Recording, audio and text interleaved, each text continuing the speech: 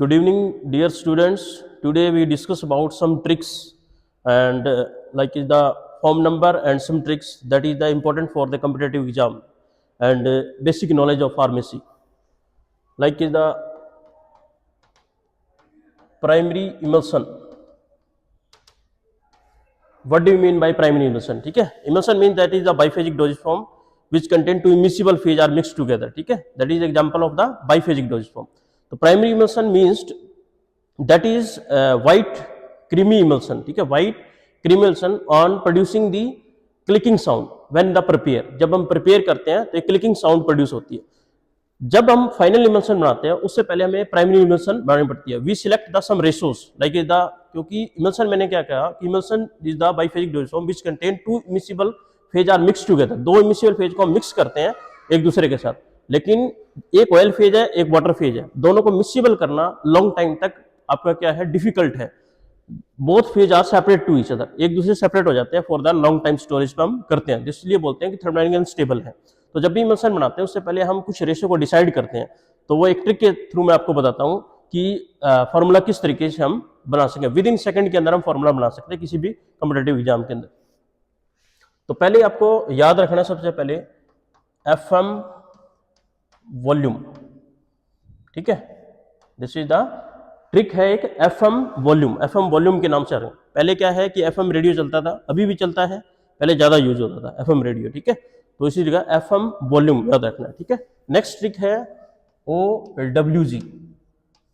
जो एक वर्ड ये याद रखना आपको, OWG. OWG क्या होता है? ठीक है, जैसे एफएम वॉल्यूम लिखा है मैंने. ठीक है, यहां लिखेंगे F, यहां लिखेंगे M, यहां लिखेंगे V और V के आगे देखो क्या है, O. तो यह चीज, चार चीज मैंने लिख दी, F M V O. ठीक है, अब ऊपर जो लिखा है OWG, तो यहां हम लिख देंगे O और यहां लिख देंगे W और यहां लिख देंगे Z. ठीक है, अब देखो इसको समझने के लिए, F का मतलब है that is the fixed oil. F का मतलब है that is the fixed oil और M का मतलब है मिनरल ऑयल. M का मतलब है मिनरल ऑयल और V का मतलब है वोलेटाइल ऑयल. O का मतलब है ओलियो रेजिन्स, जितने भी ओलियो रेजिन्स है गम. ठीक है, F का मतलब फिक्स्ड ऑयल, M का मतलब मिनरल, वोलेटाइल और ओलियो रेजिन्स. अब मैंने लिखा है OWG. O का मतलब होता है ऑयल्स, जितने भी आपके ऑयल्स होंगे. W का मतलब है वाटर और G का मतलब है गम, यानी जितने भी आपके गम्स हैं. ठीक है, अगार्स, ट्रेगाकांस, ये सारे जितने भी आपके गम्स हैं. अब देखो कि 1 2 3 4, यानी इससे याद नहीं रहती है. आप ये सोचो कि आपकी बी फॉर्म है जो कितने साल की होती है, how many year of B Pharm. Semester wise है वो अलग चीज है, लेकिन ईयर्स कितने होते हैं, 4 होते हैं. तो 4 साल की बी फॉर्म होती है और 4 ही इसमें लिखा है. तो 4 से लिखो, 4 से उल्टा लिखना स्टार्ट करना है. यहाँ पर 4 3 2 1 ये लिख दिया, 4 3 2 1. अब देखो पीछे क्या रह गया, वाटर रह गया और गम रह गया. दो आइटम रह गए. ठीक है, एक वाटर है और एक आपका गम है. तो 2 2 2 2 2, सब में 2 2 लगा दिया. ठीक है, अब देखो पीछे कितने आपके सबस्टांस रह गए, only 1, this is the gum. तो सब में 1 1 हो जाएगा. ठीक है, 1 1 1 1. तो ये रेशो हो जाएगी आपकी. ये एक टेबल आपका तैयार हो गया है. अगर आपको समझ में आ गया ये ट्रिक, तो विद इन सेकंड में आप टेबल बना सकते हो किसी भी कॉम्पिटिटिव एग्जाम के अंदर. ठीक है, तो ये आपका टेबल होगा, that is represent mainly the fixed oil की रेशो क्या होगी, 4:2:1. मिनरल रेशो की रेशो 3:2:1. Volatile ratio 2:2:1. 1:2:1 ये रहेगी. ठीक है, तो कई बार पूछ लेते हैं कि फिक्स्ड ऑयल की रेशो क्या होगी, तो आप फट से टेबल बना के उसमें से बता सकते हो मिनरल क्या. लेकिन क्वेश्चन ऐसे नहीं आता, कंपटीशन है. कंपटीशन में क्वेश्चन किस तरीके आएगा कि वो पूछेगा कि आप बताइए कि फिक्स्ड ऑयल के, आप बताइए कैस्टर ऑयल की रेशो क्या है. ठीक है, आप बताइए आलमंड ऑयल की रेशो क्या है, आप बताइए व्हाइट ऑयल की रेशो क्या है, पेपरमेंट ऑयल की रेशो क्या है, सिनेमिक ऑयल की रेशो क्या है, यूकलिप्टस की रेशो क्या है. ठीक है, तो उसकी मैं कुछ ट्रिक बताता हूँ, बाकी ऑयल्स आपको याद करने पड़ेंगे. ठीक है, जैसे मान लो फिक्स्ड ऑयल है, इसमें काका के नाम से ट्रिक है ये. ठीक है, CACA काका, पंजाबी में बोल देते हैं छोटे बच्चे को काका, तो वैसे काका के नाम से ट्रिक होगी. ठीक है, तो जैसे C से रिप्रेजेंट है castor oil, castor oil, cottonseed oil, cottonseed oil, cod liver oil, cod liver oil, ठीक है, चाहे इससे से कर लो, इससे कर लो, ठीक है। ये सारे ऑयल्स क्या है, that is the fixed oil. ये मैंने ट्रिक बताई है फिक्स्ड ऑयल के लिए, ठीक है। नेक्स्ट है ए से, ए का मतलब है almond oil, almond oil. Next जो है ए है, दूसरा है, उससे है arachis oil, this is the arachis oil. तो ये कुछ एग्जाम्पल है जो फिक्स्ड ऑयल से बिलोंगिंग करेंगे। अगर इस एग्जाम्पल में आता तो यही रेशो रहेगी, 4:2:1 रहेगी, ठीक है। इसी तरीके से मिनरल है, ठीक है। मिनरल्स ऑयल्स में कौन से आते हैं, जो आपके जैसे व्हाइट ऑयल है, पेट्रोलियम है, ईथर्स है, ये सारे मिनरल्स ऑयल के अंदर आएंगे, ठीक है। ईथर वैसे इसमें आ जाएगा जो वोलेटाइल्स के अंदर हो, ठीक है। वोलेटाइल्स ऑयल में कौन से हैं, जैसे सिनेमिक ऑयल है, यूकलिप्टस ऑयल है, ये सारे होंगे। जितने भी रेजिन्स हैं जो आपके टैनिन और रेजिन्स हैं उसके सारे रेशो हो जाएंगे 1:2, ठीक है। अब हम डिस्कस करेंगे कि कुछ फॉर्म नंबर हैं, ठीक है। एक ट्रिक के थ्रू मैं बताऊंगा आपको, ताकि आपको कम से कम भी ज्यादा नहीं तो 9 फॉर्म नंबर आपको याद हो सकते हैं उससे, ठीक है। जिसको हम बोलेंगे this is the form number और लाइसेंस, कि उसके लिए लाइसेंस क्या रहेगा, फॉर्म नंबर और licence. That is the topic related to the juris forensic pharmacy, ठीक है।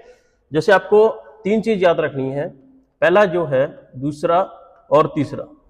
जो पहला है drug for those specific schedule, drug for, ऐसे लिखना है, drug for other than specified schedule C and C1 और X। पहली लाइन में drug for other than specified in schedule C and C1 और X शेड्यूल, ठीक है। इसी तरीके सेम लाइन रिपीट होगी, drug for other than a specified schedule, a specified schedule C and C1।